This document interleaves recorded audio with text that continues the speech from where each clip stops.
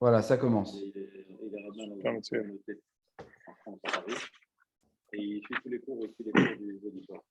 Alors, on commence, les amis.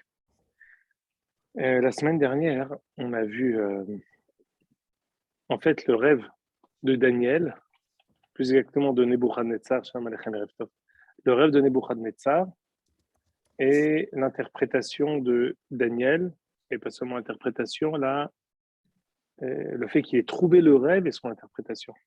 Alors, on l'a lu assez vite la semaine dernière, tout cet épisode-là du Perek Bet, et j'aurais voulu qu'on recommence à étudier ce Perek en essayant de comprendre les tenants et les aboutissants et la trame de tout ce qui arrive dans ce Perek. Entre autres, à un moment dans le Perek, on voit que Daniel se tourne vers Hanania, Michel, Azaria. Il y a un moment où il se tourne vers eux et après, ils sont tout de suite mis encore une fois à l'écart. Et c'est que Daniel qui va intervenir. Donc, on voit, ça fait deux fois en fait dans le livre. Pardon ? Si, c'est-à-dire que lorsqu'il a dit à Arior, le bourreau, il lui a dit, écoute, qu'est-ce qui se passe ? Il a dit non, il a dit à ça, il faut tuer tout le monde. Il dit, attends, laisse-moi une minute, je vais aller voir. Il va aller voir Hanania, Michel, Vazaria, il leur dit, écoutez ce qui va se passer. Et après, Daniel rêve. Et pourquoi il est parti voir Hanania, Michel, Vazaria ? Qu'est-ce qui s'est passé avec eux ? On va voir ça tout de suite. C'est un passeau qu'on va voir. Deuxième chose, il y a ici un midrash extraordinaire dans Miketz. Extraordinaire. Le début du rêve de Nebuchadnezzar, il commence Bishnat Shetaim le Malchut Nebuchadnezzar. La deuxième année, on a dit, mais ça correspond à quoi cette deuxième année ? On est déjà bien après, peut-être 11 ans, 12 ans après. À quoi ça correspond ? On a dit non, c'est 2 ans après la destruction du Beth Amikdash. Et la question qui se pose, c'est pourquoi voulons-nous situer le rêve de Nebuchadnezzar, ce rêve-là extraordinaire qu'on avait expliqué la semaine dernière, qui est par rapport au Ketz, la raison pour laquelle on l'avait caché, et peut-être que le Ketz, il est intouchable. Pourquoi on a voulu dater le rêve de Nebuchadnezzar à la deuxième année après la destruction du Beth Amikdash? Alors, j'aimerais que vous voyiez avec moi, hein, ici, on a des feuilles ici, Yaakov. Alors, je ne sais pas pour toi, peut-être si tu as chez toi Midrash Tanhuma. Oui. Dans Midrash Tanhuma, Parashat Miketz. Alors, si tu veux, je vais le chercher. Alors, Midrash Tanhuma, Parashat Miketz. On avait déjà ramené le fait qu'on dit que Vahi va boker vatipa'im roho. À propos de Pharaon, Vahi va boker vatipa'im roho, il était totalement tourneboulé. Et pour Nebuchadnezzar, vatitpa'im roho, il était doublement tourneboulé. On avait expliqué qu'il était doublement tourneboulé parce que il avait rêvé, il avait oublié le rêve, il avait oublié également son interprétation. J'aimerais vous dire, et c'est quelque chose qu'on n'avait pas expliqué la semaine dernière, et aujourd'hui, on va expliquer. Alors, ça fait tu vas suivre avec nous. Je suis désolé, je ne l'ai pas. Est-ce que Serge peut-être peut me prendre une photo et me l'envoyer en WhatsApp? Ah non, c'est son téléphone. Il n'y a personne au shiur qui peut prendre une photo qui me l'envoie en WhatsApp? Est-ce que M. Alimi, vous voulez prendre en photo et envoyer en WhatsApp? C'est compliqué là quand c'est un truc. Non, vous avez un autre non, pendant l'enregistrement, ça va déranger. Ça fait rien, mais tu vas écouter, tu vas comprendre, t'inquiète pas. Disais-je, on a expliqué qu'on a vu que Nebuchadnezzar, il était têtu. Il s'est entêté à dire aux Chaldéens, donc les Chaldéens qui étaient connus pour leur force de Hartumim. C'était des sorciers, c'était des voyants, c'était des personnes qui avaient des capacités de voyance. Ils étaient particuliers, il s'est tourné vers eux. Mais rien, personne n'a réussi à trouver quoi que ce soit. Et il a commencé à perdre patience. Il a dit, dites-moi, il dit non, dis-nous le rêve, on te dira. Il dit non, dites-moi le rêve et son interprétation. Il dit, il n'y a pas de problème, on va te le dire. Donne-nous le rêve, on te donnera l'interprétation. Après, il a commencé à perdre patience. Mais avant qu'il perde patience, il y a eu un passouk qui est extraordinaire qu'on va lire aujourd'hui. Et on va le lire maintenant à travers le Midrash. Alors, ce passouk-là, hein, c'est dans Perek Bet, passouk Yud. Le passouk dit en ces termes.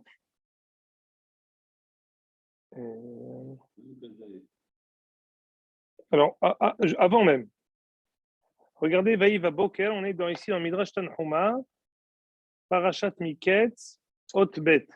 Entre nous, soit dit, Laurent, si tu vois sur Internet, tu écris Tanhuma Miketz Bet, ça te sort tout de suite.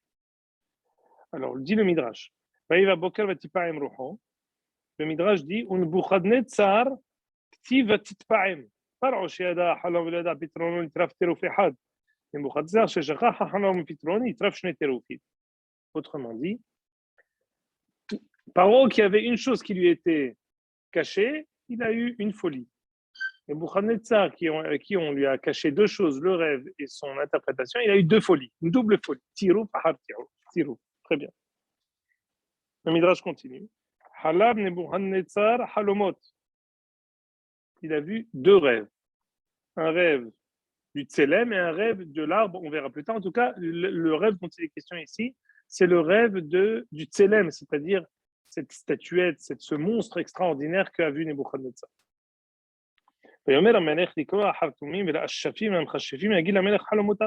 Il a appelé tout la jet set des sorciers, des voyants. Le Midrash nous explique. C'est quoi Hartumim? Il dit Ele Sheshoalim Betime Metim. Ceux qui sont Ma'alim les Shedim. Des gens qui ont. Pardon? Ceux qui interrogent les morts. Très bien. La Ashafim Elu Shedohakim Bamazal. Qui ont la possibilité de forcer la chance, de forcer les astres, de forcer les forces du ciel. Donc, il s'est tourné vers toutes les personnes qui ont des forces occultes. Excuse-moi, sur quel c'est quoi la référence du Midrash Tanhuma Miketz? Miketz, Hotbet. C'est juste au début de la paracha, Hotbet. Je continue. Donc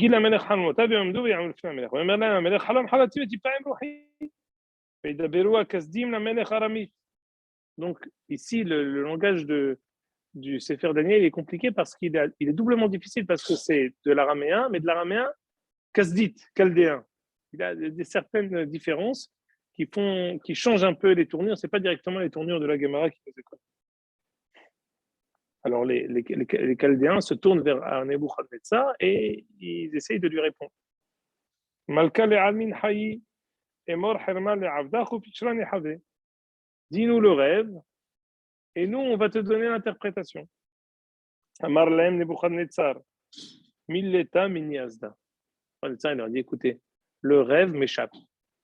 Le rêve est parti de moi mot à mot et le sens c'est j'ai oublié le rêve. On ne peut pas te donner le rêve. Ani Odea. C'est une nouvelle réponse qu'on n'a pas dit la semaine dernière. On a dit pourquoi Kadosh Baruch Hu, il a caché à Nebuchadnezzar et le rêve et son interprétation. Il aurait pu le donner comme pour parole, il donne le rêve et il interprète. Écoutez ce que dit Nebuchadnezzar. Si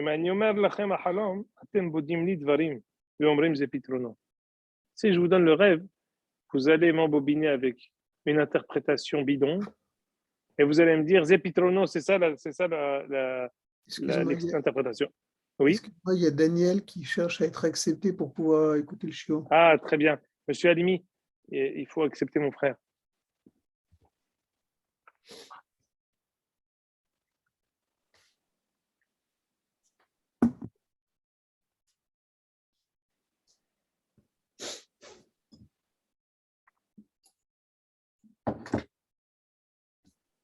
Vous avez réussi?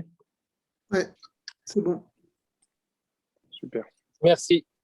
De rien.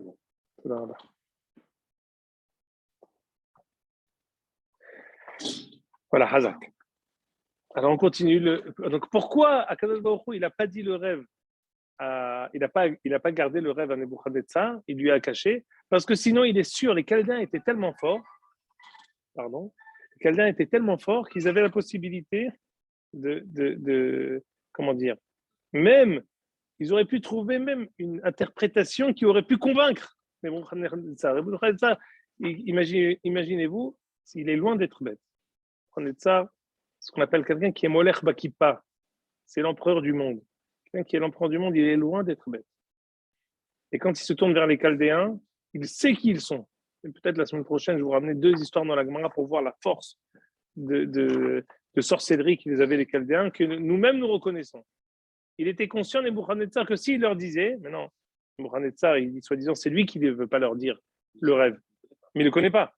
Mais il dit, l'une des raisons pour lesquelles je ne le connais pas, parce que sinon, vous m'auriez convaincu d'une interprétation qui aurait été fausse. Je continue. Dit le Midrash, dans Tanhuma Otbet,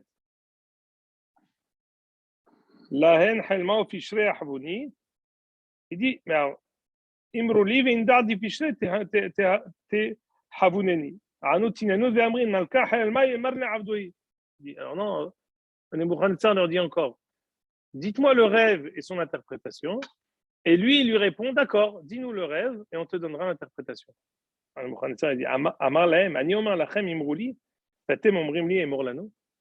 Moi, je vous dis, et vous me répondez, non, dis-le toi, vous vous moquez de moi.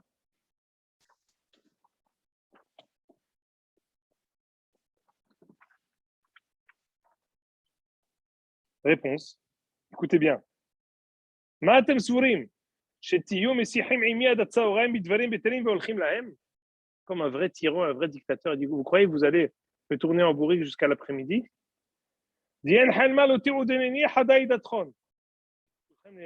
Celui qui ne me donne pas le rêve et son interprétation de manière immédiate, il sera mis à mort immédiatement. Alors maintenant, écoutez bien. C'est ça ce que je voulais vous dire. Je vous ai dit pourquoi le Pérec qui commence avec une datation à la deuxième année après la destruction du Beth Amikdash, c'est ça la réponse. Ah non, Kazdae, Kodem, Malka, Ve'amri. Non. À ce moment-là, les Chaldéens, ils ont décidé de dire à Nebuchadnezzar, tu sais quoi? Tu nous demandes quelque chose d'impossible. Et à quoi tu nous demandes quelque chose d'impossible? La pile de livres à toi, Benti, elle est là. Hein. Comment dire? Il lui dit, les Chaldéens disent à Nebuchadnezzar, écoute, ce que tu nous demandes, c'est impossible. Il n'y a aucune personne sur toute la terre qui pourra te donner et te satisfaire. Écoutez bien le passouk extraordinaire. Lo aite inaj al yabeshta dimilat malka yochal le'ahvaya. Ça n'existe pas. Ça n'a jamais eu. Il n'y a aucun antécédent d'un tel événement que quelqu'un il demande, dites-moi le rêve et son interprétation, et je te dis en plus, c'est impossible, personne ne le trouvera. Écoutez bien. Umilta di malka sha'al yakira bi uharan lo itai di yahbina kodam malka. Il n'y a aucune autre personne qui peut te donner la réponse. Dit le Midrash. Je vais aller dans la page d'en face, la troisième ligne. Ve'oharan lo itai. Il n'y a personne d'autre qui peut donner cette réponse. Il faut que ce soit un malach, on avait voulu expliquer. Dit le Midrash. Ve'oharan al tikre oharan et la Aharon. Si on dit les Chaldéens, tu sais, la seule personne qui aurait pu te donner la réponse à ta question, tu sais qui c'est? C'est Aharon à Kohen avec Urim et Tumim. La seule personne qui peut te donner une réponse de cet acabit, de donner le rêve, son interprétation, ça aurait été Urim et Tumim. Dit le Midrash. כשהיה בית המקדש קיים, היה אדם הולך אצל בני אהרון, שואל באורים ותומים, ומגיד לו את הדבר. עכשיו אין בית המקדש קיים, אין שואלים באורים ותומים. Alors ils ont cru, ils disent, tu sais, personne ne peut donner cette réponse, sauf Aaron à Cohen. Au Haran, Aaron, Het et He sont des lettres qui viennent de la gorge, elles sont au Tiot Mithalfot, elles s'interchangent. Alors Nebuchadnezzar, il dit, attendez, je vous arrête là. Qui c'est qui m'a dit de détruire le Beth Amikdash? C'est vous? Dis tout de suite le Midrash. Amarlaim, Beth Amikdash, il a fait. Tu sais, quand je suis parti sur le Beth Amikdash, le Beth Amikdash, il a comme particularité, c'est Noyo Shel Olam. C'est la beauté du monde. C'est la plus belle merveille du monde. Il dit à Nebuchadnezzar, il était vraiment beau. Quand je l'ai détruit, je n'ai pas tellement compris pourquoi vous m'avez dit de le détruire. Mais bon, je l'ai détruit, j'ai suivi vos conseils. Pourquoi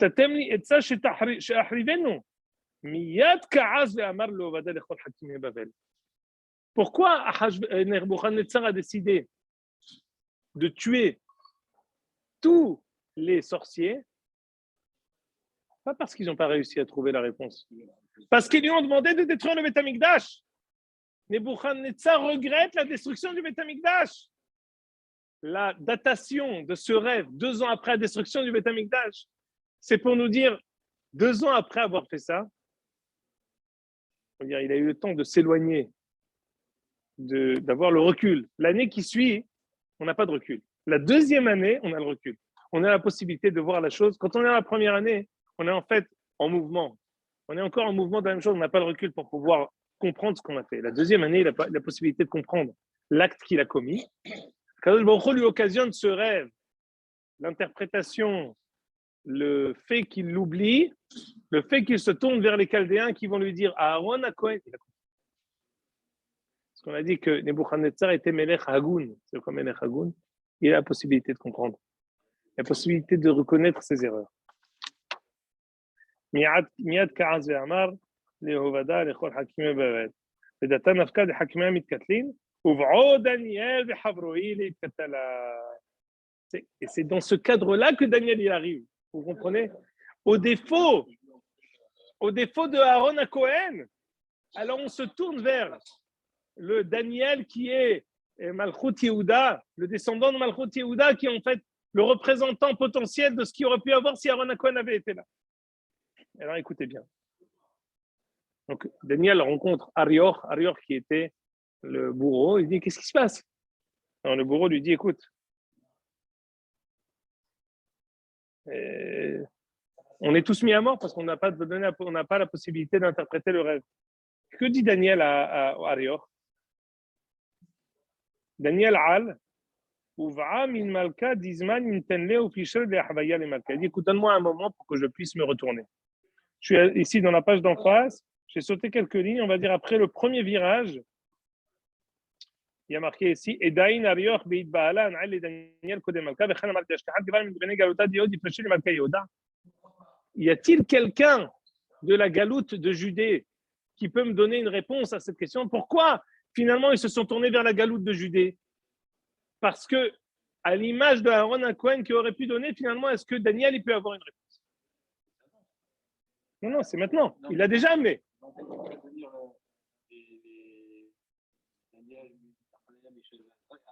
Oui, bien sûr. Il les a amenés, c'est ce qu'on a expliqué avant. C'est la folie des grandeurs de Nebuchadnezzar de vouloir prendre des personnes, les plus grands conseillers, les seuls qui va retenir parmi tous les conseillers, c'est ces 4-là, Hanem, Mishaël, Azaria, et on va peut-être revenir au premier père et qu'on voit que, à propos de Daniel, on dit qu'il y a Yodéa Hezionot. Parce que Daniel, il y a une Gemara dans Sanhedrin, Sadidalet, et dans Megillah, qui ramène est-ce que Daniel était Navi ou il n'était pas Navi? Il y avait seulement Roi HaKodesh. La meilleure réponse, c'est ce que vous dites. Je répète ce qu'a dit M. Daniel Pardo.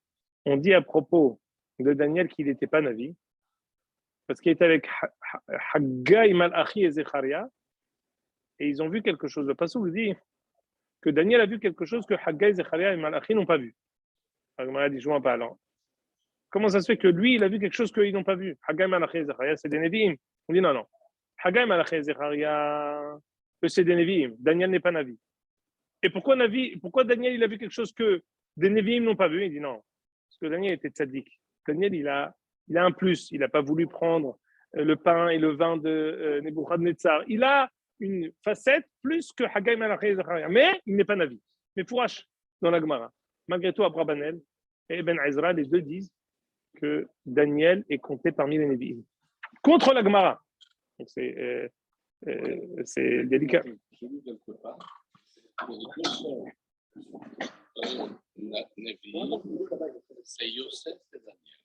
Alors, il faudra voir. Je ne suis pas sûr que ce soit exact, parce que la Néboua, elle est, en fin de compte, on sait ce que c'est des Nevi'im, et on attribue à Daniel, dans le premier Pérec, qui est Yodéa Hezionot. Il sait voir des visions. Donc, Daniel, il a un double jeu. Il a Roi HaKodesh, qui est dans les Ketubim, mais il n'a pas la Névoa, donc c'est dire, mais il peut voir des choses que les Nevi'im ne voient pas. C'est une madriga intermédiaire qui est propre à Daniel. Alors, écoutez ce que dit ici le Midrash. Il a une feuille. Je ne suis pas là.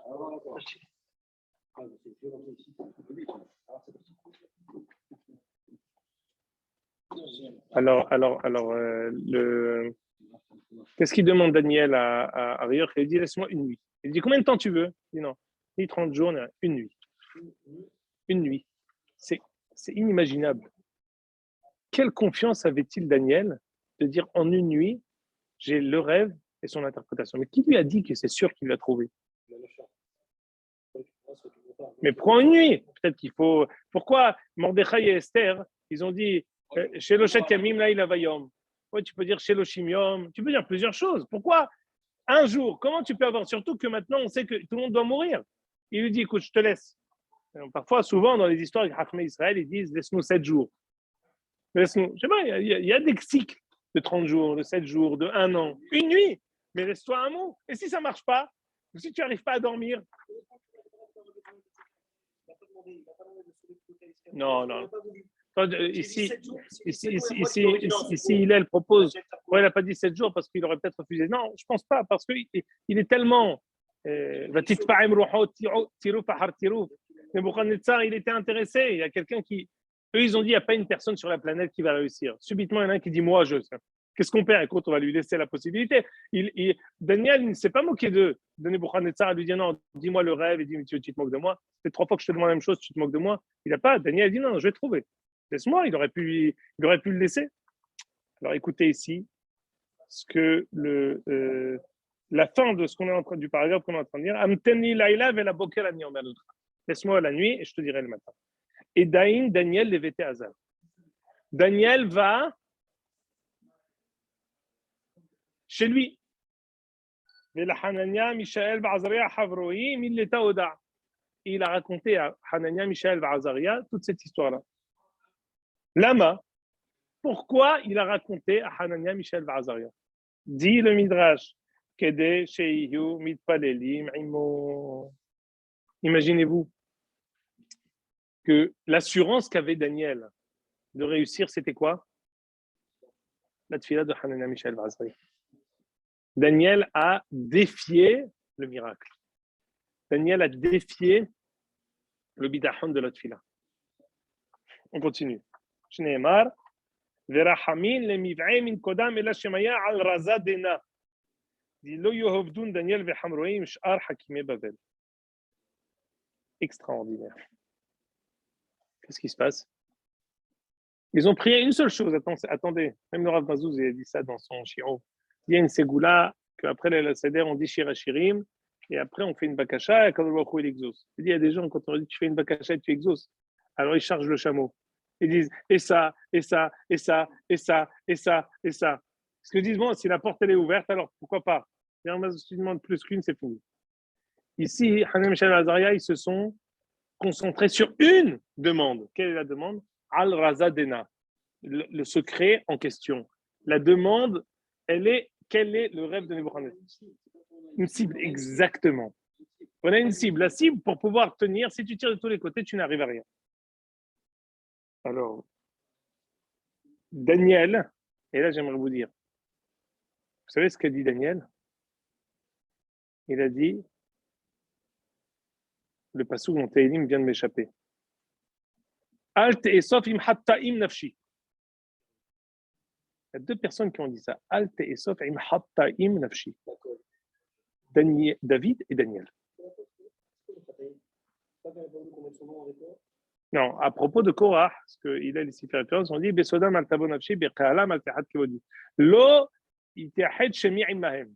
Ici, la prière est la suivante de Daniel. Qu'est-ce qu'il a prié? C'est étonnant. Il dit je ne veux pas. C'est étonnant. Il faudra encore approfondir. Je ne suis pas sûr d'avoir donné une réponse à ça. Alt et Sof im hattaim nafshi. Je ne veux pas être tué avec des fauteurs. Je ne veux pas que ma mort soit associée à la mort de fauteurs. Alt et Sof im hattaim nafshi ve'im nafshe damim hayai. C'est ça la fin du passage. Alt et Sof. David a dit ça et Daniel a dit ça. Le lien est très fort parce que les deux sont. Daniel est descendant de David. Malchut Yehuda, c'est descendant de Hizkiya et descendant de David. Alt et Sof im hattaim nafshi. Parce que qu'est-ce qu'il dit le pasuk? Je redis le pasuk ici, le pasuk Yudhet, pasuk Yudhet. C'est le Hakimé Bavel. Si Daniel avait été tué avec les sorciers, ça veut dire qu'on le met sur le même piédestal. Une seconde, je relis le pasouk, parce que ici, il est question du... Écoutez bien, je vous en prie. C'était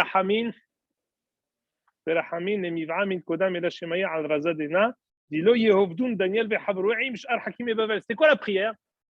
On ne veut pas, tu aurais dû dire, on prie que Daniel ne meure pas. C'est une prière qui se respecte, non? Non. On prie pour que Daniel ne meure pas avec les sorciers chaldéens. C'est ça le tochen de la tfila. Il nous l'achève. Finalement, Daniel soit mis à la même loge que les chaldéens. Et Daïn, les Daniel, Behezvat, Dilelia, Razagale, et Daïn, Daniel, Berach, Leila, Shemaya. Autre comportement extraordinaire de Daniel. Daniel, il a rêvé, immédiatement, il a été exaucé. Pourquoi immédiatement il a été exaucé? Quand lui a trouvé. Alors imaginez-vous cette scène extraordinaire. Hanania, Michel, Vazaria avec le talit sur la tête. C'était peut-être la nuit. Là, il a l'Azman Tzitzit, donc peut-être qu'il y avait le talit sur la tête de Yom Kippour. Il était en train de prier. Daniel est parti dormir. Je ne sais pas s'il a mis un pyjama ou non, il est parti dormir. Pourquoi sa prière n'aurait pas été suffisante? Une seconde, monsieur Halimi. Donc, Daniel, d'un côté, qui est persuadé que Kadosh Baruch Hu va le prophétiser, lui donner cette vision. Daniel qui sort du lot, encore une fois, c'est la deuxième fois qu'il sort du lot. Quand il a été question de leur donner, le Al-Sheikh HaKadosh dit que la raison pour laquelle Daniel il sort du lot, c'est parce que Daniel il provoque les choses. Quand il a été capturé par Nebuchadnezzar et qu'il était question qu'il mange Pat Bagameler, il voulait les programmer et génétiquement quoi penser, quoi faire, quoi manger. Il a dit non. Il est parti voir celui qui allait leur donner, il dit compte sur moi, donne-moi que du kasher. Après Hanem et Shalve Azaria, ils ont profité de ça. Mais en fin de compte, Daniel, c'est lui le volontaire, ici aussi. Hanem et Shalve Azaria, ils sont tous à la même enseigne. Mais Daniel, il provoque la chose. Et Daniel, il va dormir, c'est Daniel. Daniel, il est, regardez, si on revient dans Perek Rishon, je vous redis la Shon-là extraordinaire à propos de Daniel. Daniel, on est ici dans Pasouk. Une seconde.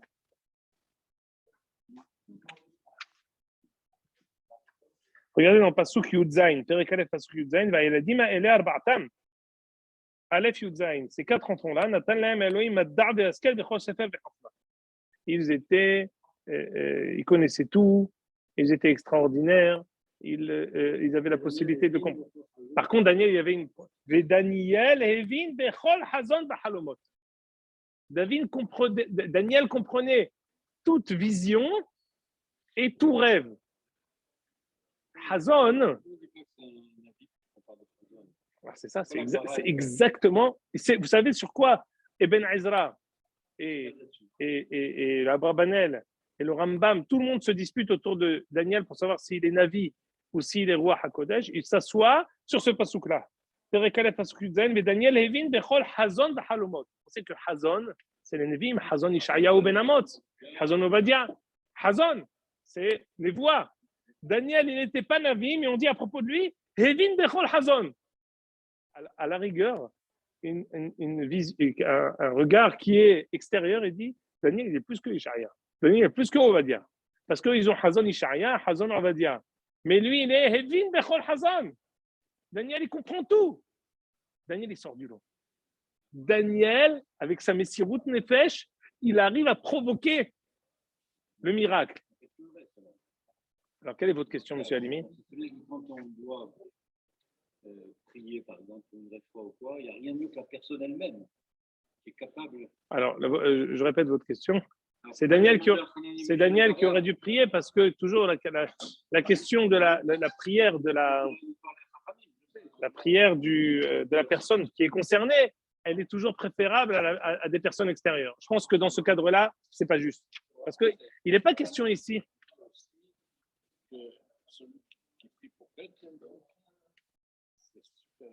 Oui, moi, sans rentrer ni que quelqu'un qui prie pour quelqu'un d'autre, ni quelqu'un qui prie pour lui, moi je pense qu'ici, il n'est pas question. Ce que vous dites est juste, vous deux. Est-ce que quelqu'un il doit prier pour lui-même? Tout ça, c'est vrai. Mais si, il n'est pas question d'un bobo.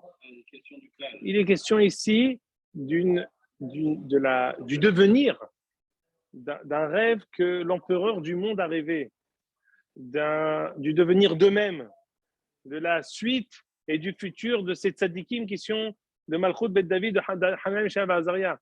Il est ici une question de grouper les forces pour pouvoir réussir à avoir quelque chose. Et Daniel, d'une certaine manière, et ça je vous le dis, il faudra qu'on voit ça si quelqu'un expliquait ça.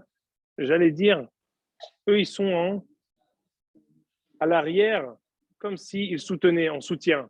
Mais Daniel, il pense que tout seul, il arrivera. Mevin, Bechol Hezionot, Bechol Halom, eux, ils sont à l'arrière. Mais en fin de compte, c'est comme si quelqu'un, il est en soutien. Soit là, quelqu'un, il vit à la Torah, il connaît la paracha, mais il y a quelqu'un qui est là pour le soutenir, qui est pour le pousser. Mais lui, il n'a pas besoin d'eux, il n'a pas besoin de Saad des Tempro. Daniel lui-même, il provoque la chose. Comme ce qu'il a fait ici. Vous voyez encore une fois que Daniel est parti voir Arior. Il est parti voir le bourreau. Il dit, qu'est-ce qui se passe? Ah, le rêve? Pas de problème. Après, il est parti voir Hanan Mishael Azaria. Mais lui, de son côté, il était prêt à assurer tout seul. Hanan Mishael Azaria, ils sont là en soutien. Et regardez ici ce limoud extraordinaire. Qu'est-ce que Daniel fait dès qu'il se réveille? Et Daniel, Berach Le'ela Shemaya. Point. Ça veut dire quoi? Ça veut dire que immédiatement, Daniel a été reconnaissant envers Akadosh Baruch Hu. Il y a beaucoup de personnes qui ont des bonnes choses, Akadosh Baruch Hu les gratifie de bonnes choses. Qu'est-ce qui se passe? Ah! Yehayenu Vizakin, Bezrat Hashem, je vais faire telle chose. Bezrat Hashem, je vais, quand j'aurai l'occasion, alors j'offrirai des livres. Quand j'aurai l'occasion, je ferai une grande chose. Quand j'aurai l'occasion, Daniel, le matin, au matin, dès qu'il s'est réveillé, mis à part Modéani Lefanecha qui l'a sûrement dit, Berach Leila Shemaya. Il a été reconnaissant à l'État qui, avant même, quelle va être la réaction de Nebuchadnezzar, comment il va réagir ou pas, peu importe. Ici, Daniel, alors ça, de ce Midrash Tanhuma, on a gagné 3 choses. D'abord, le fait qu'on se situe par rapport à la destruction du Beth Amikdash. Pourquoi? Parce que Nebuchadnezzar, je vous dis une devinette, qui c'est qui est fort et qui me dit où c'est que Nebuchadnezzar il regrette la destruction du Beth Amikdash? Ici. Ou après avoir rêvé, il dit à Haval, à Aaron à Cohen, Hassar Urim Vetumim. Où est Urim Vetumim? Urim Vetumim nous aurait. Ici, Nebuchadnezzar comprend l'effet et la portée planétaire du Beth Amikdash. Il comprend que quand il a détruit le Beth Amikdash, il s'est tiré une balle dans la jambe, à lui-même. Pas à Israël, à lui-même. C'est pour ça que le rêve de Nebuchadnezzar, il a une portée mondiale, une portée planétaire, une portée universelle. Parce que c'est le roi du monde, Malach Bakipa. C'est un roi qui, Malach Bakipa, il fait partie des quelques rois sur lesquels on a dit qu'il était roi du monde. Et Akadosh Baruch Hu l'a amené à cette compréhension profonde qu'il a fait une erreur. Et Nebuchadnezzar, il est prêt, d'une certaine manière, à réparer. Bon, c'est réparer en disant je vais tous vous tuer parce que vous m'avez donné un mauvais conseil. À l'image de Ahashverosh, qui, lorsqu'il a compris qu'il a tué Vashti, alors tous les autres conseillers, on avait dit, quand on a étudié Esther, au début, il y a les Na'arei Amelech, il y a tous les Saresim, et après, il y a Na'arei Amelech Mesharetav. Le Rav Tzor à mort, il dit, mais je ne comprends pas. Au début, il y avait Saresim, Shiv'a, Roé, Pene Amelech, Hayoshavim, Rishona, Bamalchut. Où ils sont passés? On parle maintenant de Na'arei Amelech Mesharetav. Ils sont passés les premiers. Les premiers, il leur a coupé la tête. Parce que quand il s'est Keshor Hamat Amelech Hashverosh, quand il a compris ce qu'ils lui ont fait, Zachar et Vashti et Asher Asata et Asher Nigzar Alea, Et il a coupé la tête à tous ces individus. Quoi, vous m'avez dit de tuer la plus belle femme du monde, la petite fille de Nebuchadnezzar, qui me donnait tout mon statut. Vous n'êtes pas fou? Alors on a pris des petits jeunes, des nouveaux petits jeunes, des apprentis conseillers qui sont venus parce que plus personne ne voulait être conseiller d'Ahasverosh. Ils avaient peur qu'il le tue, qu'il ait peur qu'il donne un mauvais conseil. C'est ce qui s'est passé ici. Les conseillers de Nebuchadnezzar lui ont donné un trop mauvais conseil et maintenant il est menace d'être tué. Si ce n'était l'intervention de Daniel. Donc première chose, là, de quelle manière on se situe avec la destruction du Beth Amikdash. Deuxième chose, l'intervention de Daniel, qui maintenant Daniel décide de prendre le taureau par les cornes et ça, encore une fois, la sortie de Daniel de la mêlée. Plus que Hananiah, Mishaël et Azaria, c'est lui qui provoque les choses. Et Daniel va être confiant de la possibilité qu'Akadosh Baruch Hu le prophétise sans aucune restriction. Ce qu'on a mentionné, est-ce que Daniel était Navi ou non? La Gemara dans Sanhedrin et Tzadivav qui dit que Daniel n'était pas Navi, mais de l'autre côté, dans Perek Aleph Yudzaïn, on dit qu'il Yodea Bechol Hezionot. Il connaissait tout. Apparemment, il était même plus qu'un Navi. Et en fait, c'est cette ambivalence d'être roi HaKodesh, mais parfois emprunter une madriga qu'on n'a pas. Parce que c'est écrit dans le Passouk. Il était avec 4 personnes, Daniel a vu et Haggai, Malachi et Zechariah, ils n'ont pas vu. Je ne comprends pas. Si ils sont Névi'im, pourquoi lui, il a vu quelque chose qu'ils n'ont pas vu? Non, parce que parfois, par moment, pardon? Il envoie des voix à des Névi'im, et en fait, ils ne sont pas obligés de tout voir. Oui, mais s'ils sont 4. Tel Navi voit ça, tel Navi voit ça. Mais si maintenant ils sont 4 ensemble, qu'est-ce que ça veut dire qu'il a une vision? J'ai pas compris. Il peut avoir une vision différente. Oui, mais Ça ne veut pas dire que Daniel n'est pas Navi, et lui, il l'a. Comment Haggai, Malachi et Zechariah qui sont Névi'im, la même situation, il peut avoir un roi HaKodesh. c'est étonnant, il peut tout y avoir. Il peut tout y avoir. Non, Mais cet épisode qui nous montre que Daniel a vu que quelque chose qu'on n'a pas vu, et sur ça, la Gemara a dit que malgré tout, Daniel était moins qu'eux. Il n'était pas Navi. Ça veut nous montrer aussi que parfois, Daniel a la possibilité de dépasser, de surpasser des personnes qui sont apparemment plus grands que lui. C'est ce qu'on voit ici. On avait à l'époque, quand on avait étudié Yehoshua, on avait dit que parfois Yehoshua, qui est de manière sûre, il est moins que Moshe, par moment, il peut parfois effleurer une madriga qui est presque comme celle de Moshe. On a expliqué au nom du Hadam Sofer, c'est pour ça qu'il s'appelle Yehoshua bin Nun. Bin Nun, le fils de la 50e madriga, hein, la 50e madriga, personne ne l'a touché. Bin Nun, c'est Milachon Bina, même Moshe. Mais Yehoshua, par Sarah Nava, il a eu Bin Nun. Il a eu parfois, il a effleuré, pas de manière constante, mais il a effleuré parfois cette madriga que Moshe, de manière constante, lui-même n'avait pas. Et lui, il a eu l'occasion d'effleurer. On a dit, machin bien qui saute. En sautant, parfois, tu peux toucher le plafond. Combien de temps? Une fraction de seconde. Ce n'est pas ta madriga constante.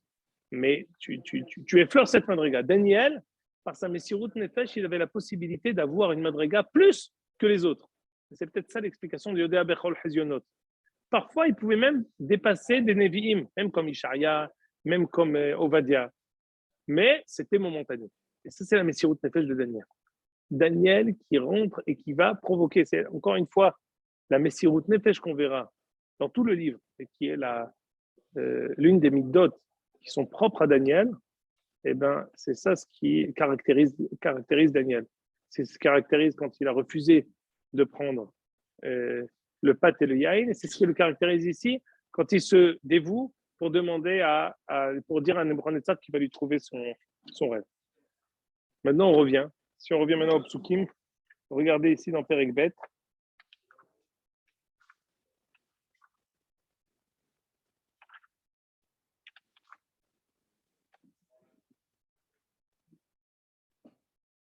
Je vais juste vous montrer quel shevach il va faire, parce que ce shevach-là aussi, ça nécessite un grand approfondissement. Je ne sais pas si on va le faire aujourd'hui. Regardez dans Perek Bet, Pasuk et Kaf.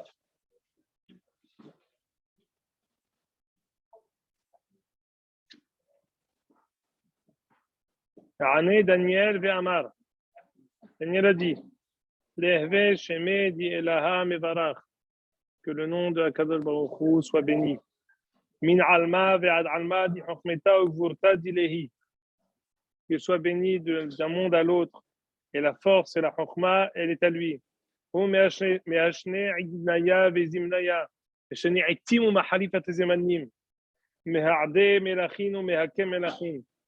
Il est morid mamlachot ou makim mamlachot.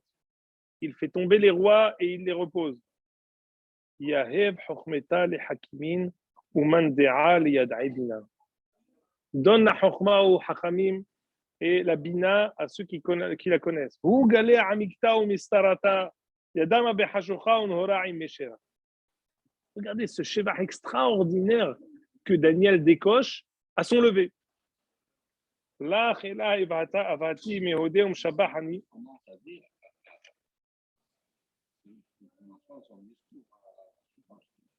Non, c'est avant, c'est antérieur, c'est au lever.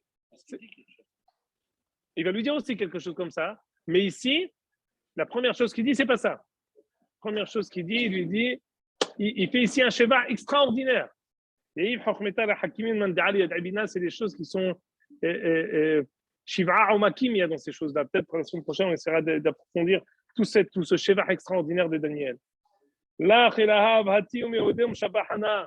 Toi, le Dieu de mes pères, je te suis reconnaissant. Je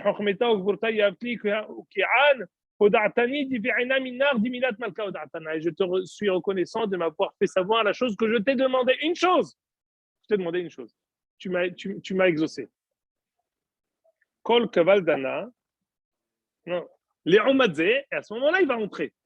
On va dire Kol Kavaldana. Les Omadze, en attendant, Daniel al Arior. Il est parti voir Arior, dit Mani Malka, Leovada, le Hakim Bavel, Azal, Chen Amar le Hakim Bavel, Théoved. C'est bon, ne tue pas les Hakim Bavel, laisse-moi rentrer, laisse-moi venir. Et Dain Arior Bidba, Alan, et Daniel Kodam Malka. Alors que Arior, qui était totalement affolé, fait rentrer Daniel chez Nebuchadnezzar. J'ai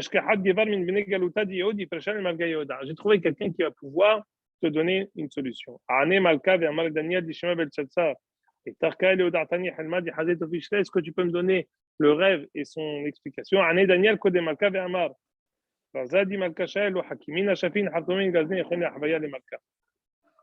Aucune personne sur la terre, dit Daniel à Nebuchadnezzar, ne peut te donner la réponse. Ce que vous avez dit, monsieur Pardo, il y a un Dieu dans le ciel, Galé Razin, qui donne les secrets,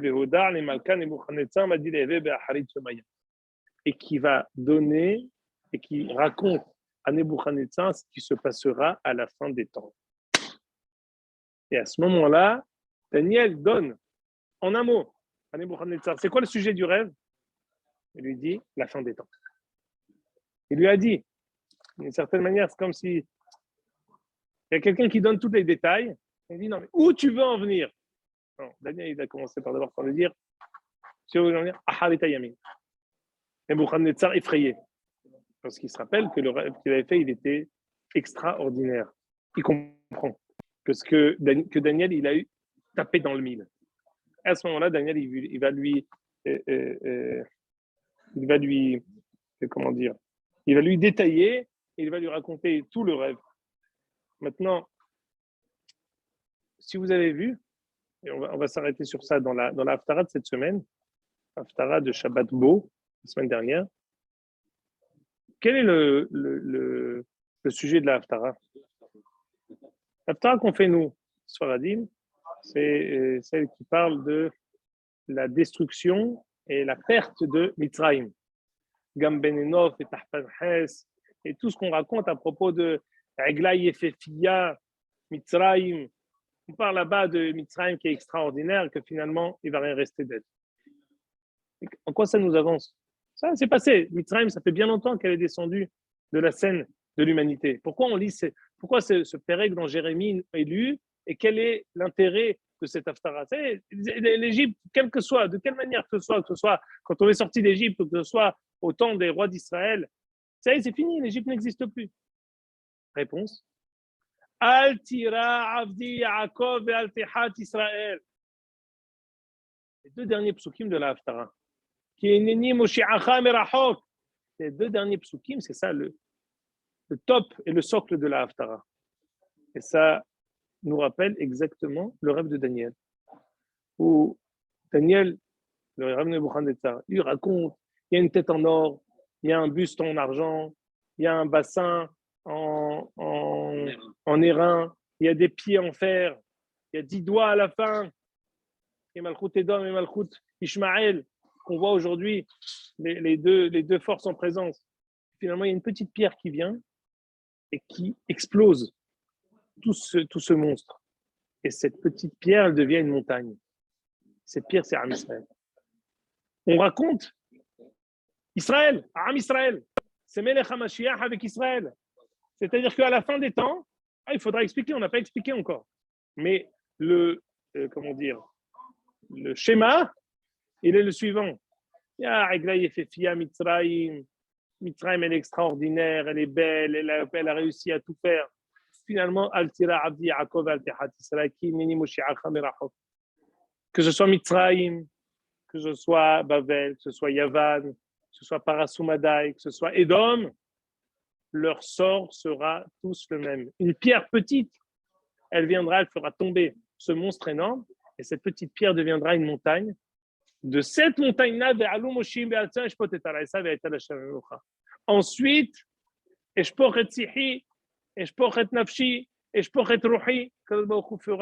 c'est la fin du midrash qu'on a lu dans Tanhuma. Dans ce monde-là, la névoie était réservée aux particuliers. לעתיד לבוא על כל אדם. שנאמר, והיה אחריכם, אשפוך את רוחי על כל בשר, וניבאו בניכם ובנותיכם, זקניכם חלומות יחלומון, בחוריכם חזיונות יראו. לעתיד לבוא, ce qui est réservé à des particuliers, à Daniel, Hanan, Michel, Vazaria, se répandra à vos papis, vos enfants et vous-même. Le Hézion, les halomot, tout sera répandu. C'est cette montagne, cette petite pierre deviendra une montagne. Kadosh Baruch Hu déversera son souffle sur le monde entier pour qu'il y ait une névoie extraordinaire qui sera palpable. Eh bien, Daniel, c'est ça ce qu'il prépare quand il dit Harit Yamim. C'est quoi Harit Yamim? C'est pas les Arba Malchuyot. C'est Am Israël qui réussira. Et en fait, c'est une réponse à ce qu'il dit. Mais j'ai détruit le Beth Amikdash. J'ai détruit le Beth Amikdash, regarde. Quand tu me racontes la destruction, quand on voit et on prend le recul sur le Beth Amikdash, moi je te raconte moi je te raconte maintenant la fin des temps, que ce que tu as fait pendant la destruction, Akadosh Baruch Hu fait prophétiser la fin des temps, le tikkun olam b'malchut Shabbat. Ad kan.